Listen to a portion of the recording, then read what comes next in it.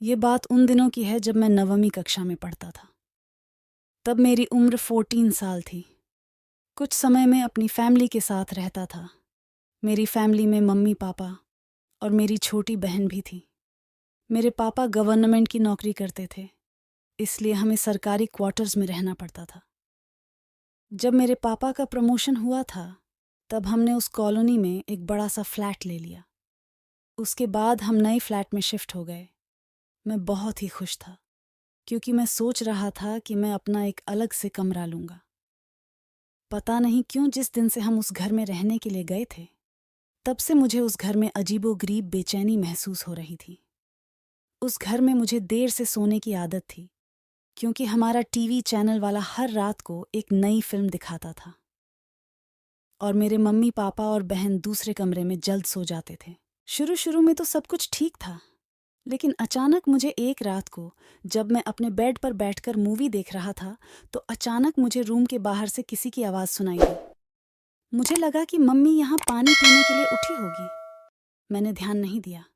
हाँ, लेकिन मैंने टीवी का आवाज़ थोड़ा धीमा कर दिया। लेकिन 5 मिनट के बाद फिर से वही आवाज़ आने लगी। वह आवाज़ किसी औरत के चलने पर उसके पायल की आवाज़ आती हो, जैसे कि छन छन छन, बिल्कुल ऐसे ही आवाज़ आ रही थी।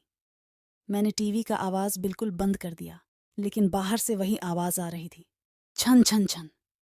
यह आवाज़ सुनकर मेरा शरीर कांपने लगा और मेरे रोंगटे भी खड़े हो गए। आवाज़ लगातार आ रही थी और 5 सेकंड के लिए सुनाई देती थी, उसके बाद बंद हो जाती थी। बाद में 4 मिनट के बाद फिर से छन छन छन, जैसे कि कोई भारी पायल पहनकर चल रही हो।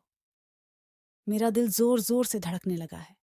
ऐसा लग रहा था कि अभी मेरा हृदय छाती में से बाहर निकालकर मुंह में आ जाएगा। पता ही नहीं चल रहा था कि मैं क्या करूं। मैंने सोचा कि मैं अपने मम्मी पापा को भी उठाकर उनसे सारी बातें बता दूं। बाद में मैंने हिम्मत करके दरवाज़ा खोला तो अचानक वही आवाज़ सुनाई दी, छन छन छन। उस समय वही आवाज़ बिल्कुल मेरे सामने से आ रही थी। ऐसा लग रहा था कि कोई नई परिणीत स्त्री चलकर मेरे पास आ रही हो, लेकिन सिर्फ आवाज़ ही आ रही थी। सामने कोई भी नहीं दिख रहा था और आवाज़ भी बिल्कुल स्पष्ट सुनाई दे रही थी, छन छन छन। मैंने मम्मी पापा को जगा दिया और सारी सच्चाई उनको बता दी। मेरे पापा इस बात को मानने के लिए बिल्कुल तैयार नहीं थी। वैसे भी वह सब पूरी तरह नींद में थे। किसी ने मेरी बात पर ध्यान नहीं दिया। बाद में मैं अपनी मम्मी पापा के साथ उनके कमरे में सो गया। ऐसे ही 4 दिन निकलने के बाद एक रात को फिर से वही आवाज़ सुनाई दी, छन छन छन। बाद में मुझे उस आवाज़ की आदत पड़ गई। आवाज़ आने का कोई भी समय नक्की नहीं था। कभी कभी वह आज 10 बजे या फिर 10:30 बजे भी आती थी। परंतु एक बात तो पक्की थी कि वह आवाज़ सिर्फ मुझे ही सुनाई दे रही थी और दूसरे किसी को भी नहीं। कभी कभी मैं वह आवाज़ मुझे बहुत ही डरा जाती थी, लेकिन उसने कभी भी हमारी में किसी कुछ नहीं किया था। 8-9 महीने बाद हमें एक नया फ्लैट मिल गया और हम वहाँ पर शिफ्ट हो गए। उसी फ्लैट में हमारी जगह पर जो नए लोग रहने के लिए आए थे, वह हमारे जान पहचान के लोग थे। उनका बेटा मेरा बहुत अच्छा दोस्त था और उनका फैमिली काफ़ी बड़ा था। एक दिन वह अंकल हमारे घर पर आए और हमसे पूछा कि क्या आपको कभी कभी कोई आवाज़ सुनाई दे रही थी।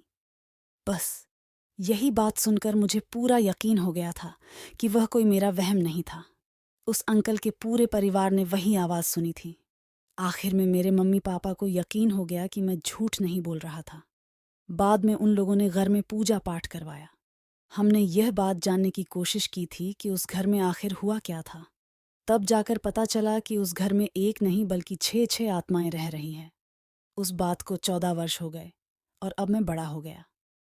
मुझे पता नहीं है कि क्या आज भी वही आवाज़ सुनाई दे रही है या नहीं, लेकिन आज भी मैं उस आवाज़ के बारे में सोचता हूँ तो मेरे मन में एक अजीब सा डर लगने लगता है।